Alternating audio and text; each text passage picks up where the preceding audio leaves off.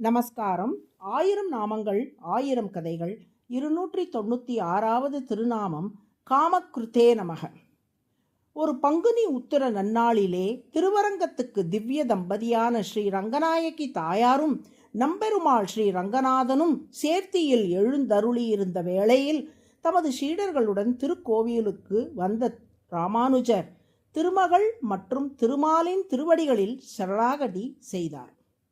இறைவனுக்கு சீற்றம் பிறக்கும் போதெல்லாம் அதை ஆற்றுபவளும் இறைவனாய் அருள் புரிய வைப்பவளுமான இறைவியை முதலில் சரணமடைந்த ராமானுஜர் அரங்கனின் குணங்களுக்கு இணையான மங்கள குணங்களை உடைய அன்னை அரங்கநாயகியே, கருணையில் அரங்கனையும் விஞ்சி இருப்பவளே, வேறு புகழற்றவர்களுக்கெல்லாம் புகழாக இருப்பவளே, அடியேனுக்கு ஒரே புகலிடமாக இருக்கும் நீதான் அடியேனை காத்தருள வேண்டும் என்று பிரார்த்தித்தார்.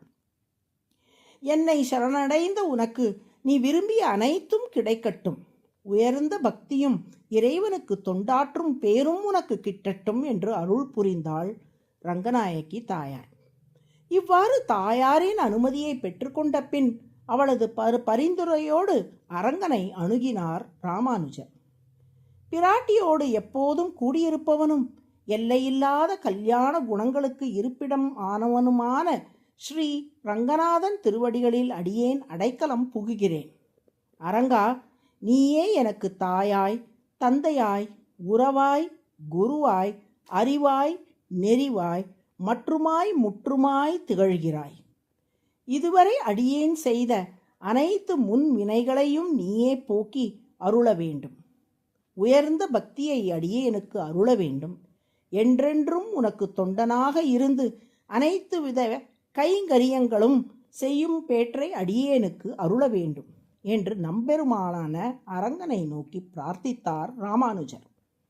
ராமானுஜரின் வார்த்தைகளை கேட்டு உகந்த அரங்கன் தானே திருவாய் மலர்ந்து ராமானுஜரிடம் இவ்வார்த்தைகளை பேசினான்.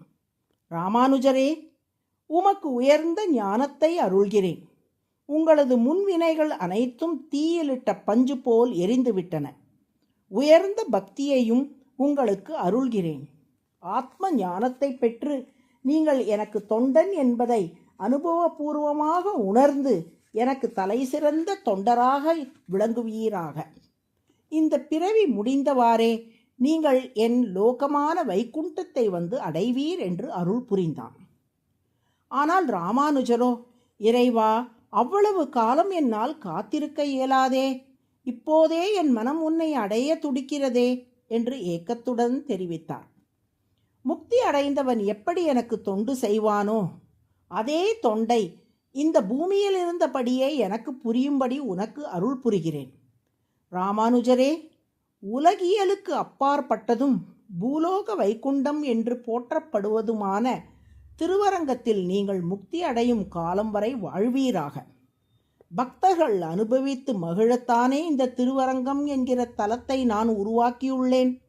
இங்கே பக்தியோடும் ஆனந்தத்தோடும் எனக்கு தொண்டு செய்து வரும் உமது உடல் தளர்ந்து விழும் தருணத்தில் நான் உம்மை நினைவில் கொண்டு காத்து வைகுண்டத்துக்கு அழைத்து செல்வேன். இதில் சந்தேகம் வேண்டாம் என்று உறுதியளித்தான் அரங்கன். அவ்வாறே சரணாகதி செய்த நாள் முதல் அரங்கன் தன்னுடைய திருமேனி அழகு மற்றும் குணங்களை ஸ்ரீரங்கத்தில் இருந்தபடி அனுபவித்து மகிழும் பேற்றை ராமானுஜருக்கு அருளினான். உரிய காலத்தில் முக்தி அடைந்து ஸ்ரீ வைகுண்ட லோகத்துக்கு சென்று அங்கே எழுந்தருளியிருக்கும் திருமகளுக்கும் திருமாலுக்கும் தொண்டாற்றி மகிழும் பேற்றையும் அருளினான். இந்த வரலாறு நமக்கு சொல்லும் செய்தி என்ன? ஒரு பக்தன் திருமாலிடம் சரணாகதி செய்துவிட்டால் அவனுக்கு அப்பிறவியின் முடிவிலேயே முக்தியை தர திருமால் தயாராகிவிடுகிறார். ஆனால் சரணாகதி செய்த நாள் முதல் முக்தி அடையும் நாள் வரை உள்ள இடைப்பட்ட காலத்தில் இறை அனுபவம் இன்றி அந்த பக்தனை தவிக்கவிடக்கூடாது என்பதற்காகவே அர்ச்சாவதார வடிவில் பற்பல கோவில்களில் எழுந்தருளியிருந்து அவருக்கு தொண்டாற்றி மகிழும் பேற்றை அருள்கிறார். முக்தி அடைந்த பின் அதே தொண்டை வைகுண்டத்தில் செய்து மகிழும் பேற்றையும் அருளுகிறார். காம என்றால் அனுபவித்து மகிழத்தக்க பொருள் என்று பொருள். குருத் என்றால் உருவாக்கியவர். நாம் இவ்வுலகில் வாழும் காலத்தில் நாம் அனுபவித்து மகிழக்கூடிய திருத்தலங்களையும் திவ்ய தேசங்களையும் உருவாக்கி அவ்வுலகார வைகுண்டத்தை அடைந்த பின் அங்கே அனுபவித்து மகிழக்கூடிய பொருட்களை உருவாக்கி இருப்பதால் திருமால் காமக்ருத் என்று அழைக்கப்படுகிறார். காமக்ருத் என்றால் இவ்வுலகிலும் அவ்வுலகிலும் அனுபவித்து மகிழ்வதற்குரிய பொருள்களை படைத்தவர் என்று பொருள்.